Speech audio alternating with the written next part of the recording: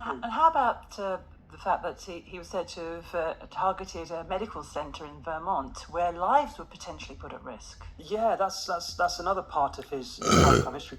He vehemently denies that he actually did that. He says that although he pleaded guilty, that was to get a deal, whatever.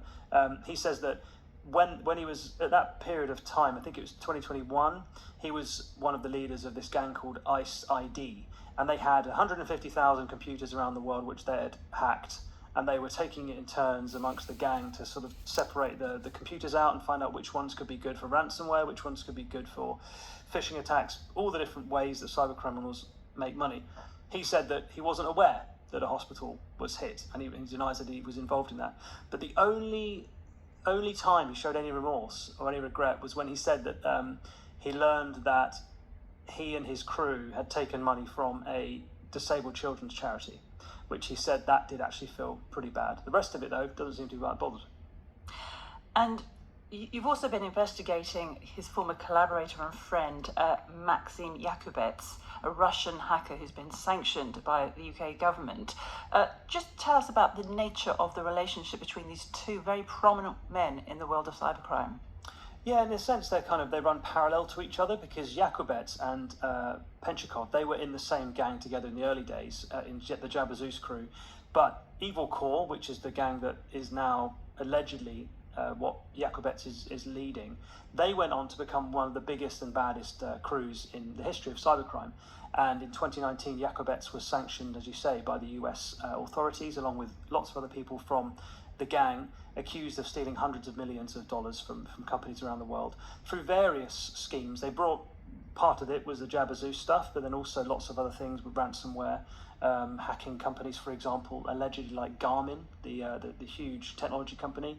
And the police stood up and they had a picture of Yakubets, and they even stole and took some videos from his social network showing Yakubets doing donuts in a Lamborghini around Moscow.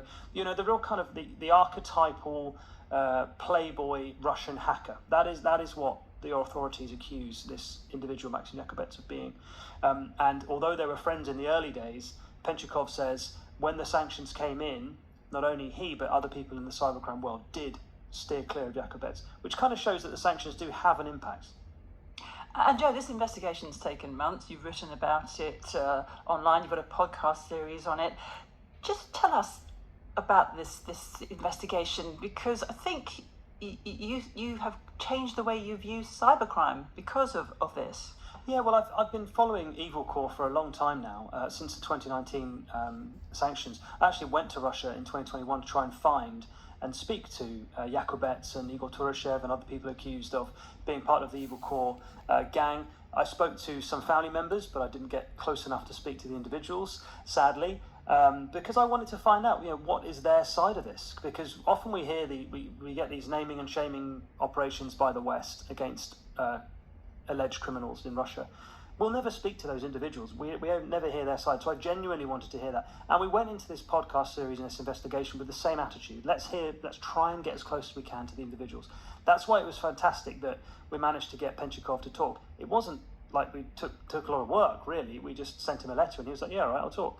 He didn't. Why do you think that is? I don't know. I think partly he recognises that he has a very good story to tell. And I think he wants the world to know all the crazy things he did and what he was up to.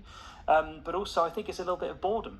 I think he's a bit bored in prison. That's the impression that me and the producer got. We went there and it was a very quiet prison in the middle of nowhere. And I think he wanted to have someone to chat to, basically. But yeah, the Evil Core investigation, I think, there's so much there. And talking to Penchikov really made me think, hang on a minute, there is that, and we've already discussed this, but that kind of massive disconnect between what these groups of hackers that get together in online forums think about the world and what the world thinks about them. They think that what they're doing is us versus the West. There's no victims, but you speak to the victims and it really doesn't impact their lives. Also, there's that kind of mirror image as well of, okay, so the pathway to cybercrime is the same. No matter what country you're into, it's normally always this universal pathway. And also, a couple of things he said to me made me really understand the ecosystem as well. He talked about how, for example, I think it was 2022, someone hacked a hospital in the Russian-speaking cybercrime communities, and they were bragging about they got $20 million in ransom.